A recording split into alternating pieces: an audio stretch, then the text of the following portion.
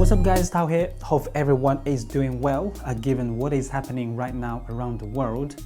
During the past few weeks, I spent quite a lot of times on mobile gaming, especially Call of Duty mobile version on these two iPads. To my left is the iPad Pro 11-inch 2018 model. On my right is the iPad Air 2. The Air 2 is around about 5.5 years old now, so it's still holding up pretty well. To my surprise, both iPads handle the game really well in their own ways. What I surprised most actually is this iPad Air 2 is 5.5 years old iPad Air 2, even when recording the game and play the game at the same time. So the gameplay is pretty smooth. Right, first, let's talk about this iPad Air 2.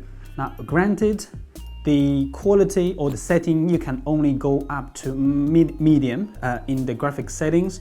So because the limitation of the hardware, i.e. the CPU and the graphics performance, in this instance is the metal performance, simply is showing its age. It's just a bit too old, so the game cannot take advantage of the hardware, or the hardware, it just simply cannot cope the high settings.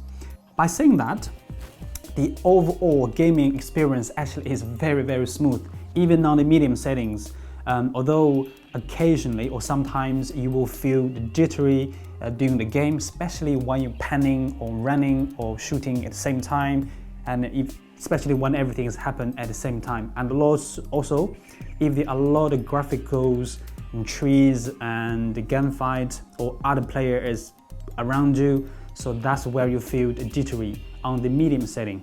But in the low setting, everything works as expected, quite smooth, but obviously the actual graphical quality, it won't be as good as on the medium setting. Now, what surprised me most on this Air 2 actually is I could play the game and record the game at the same time. Now that actually is impressive to me. I didn't realize that I could record entire game just by using the screen recording. Now, if you see here, now there actually is the screen recording. Now that will take away a lot of the CPU performance, let alone this 5.5 years old tablet. Now the gameplay, the game recording, on the low settings, I didn't really feel any lag, any jittery, only if you have if you have a lot of things going on in that scene, that you may feel a little bit jittery. Otherwise, very smooth. But if you record in the medium setting, and then you will feel a lot of jittery. Quite often you will see when you're panning, when you're running, so suddenly stop and start.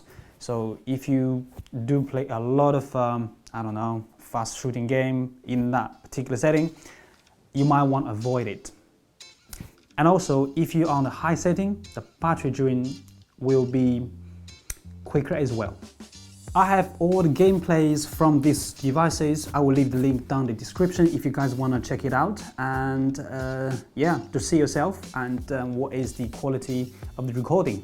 Now, on the other hand, the 2018 11-inch iPad Pro, it handles everything really well, even on high settings.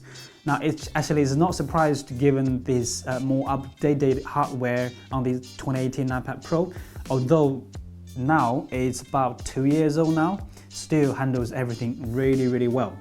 Having said that, what I love to see is better CPU performance for fast recording conversion. So right now, if I record a 20 minutes gameplay, so it takes about 4 to 5 minutes to convert videos and save it. So if I during that time recording and playing at the same time, that actually will affect the performance, especially the settings are very high. You probably see occasional jittery during the game, but after the game has saved, have finished conversion, so you will not experience any lags at all. Right, in terms of the controller support, it supports PS4 controller, Xbox controller, and also you can buy the controller from the Apple Store as well. That will work. Now, bear in mind the Xbox and PS4 controller only support in-game play, so which means when the game starts and you can use controller, you can't really use that to navigate within the games or within the iPad, within the system. It is purely for game. I personally not really big fan of this because the experience isn't very smooth. So especially the joystick, I still rather prefer the touchscreen on the tablet. To me, it's a lot easier for me to use it. Now let's talk about the battery performance. On the iPad Air 2, the battery dropped from 92% to 86% after about 15 minutes of gameplay. On the low graphic setting, everything is low. Now bear in mind that drop from 92 to 86% is also while the iPad was recording the gameplay as well. Now if you didn't record the game, simply just play it, so the battery maybe lasts longer. On the other hand, if you increase the graphic setting to medium, and that also will impact the battery life as well. On the iPad Pro, the battery dropped from 30% to about 24% after, again, about 13-14 minutes gameplay. So the battery consumption roughly between those two in terms of percentage for a rough same amount of period of time actually perform roughly the same. Bear in mind the settings are different. So on the iPad Pro, the setting is high, everything is high, at the same time recording. So that naturally will consume a bit more power, a bit more battery compared to the iPad Air 2. But regardless, on both iPads, I am very surprised the battery actually lasts pretty well. And also the performance on both, especially the iPad Air 2, the overall experience actually is really smooth. Alright guys, that was my personal experience on a particular game on these particular two iPads. Now, I understand there are a lot of games support controllers, a lot of games use or take advantage of the hardware differently, and also the battery drains differently on different games and also on different settings. Now, this is just focus on just one game and my personal experience. If you guys have different experience on different games or different battery drain or different performance, please leave the comment down below and we can all share. Alright, this is it. See you guys in the next video. Stay safe.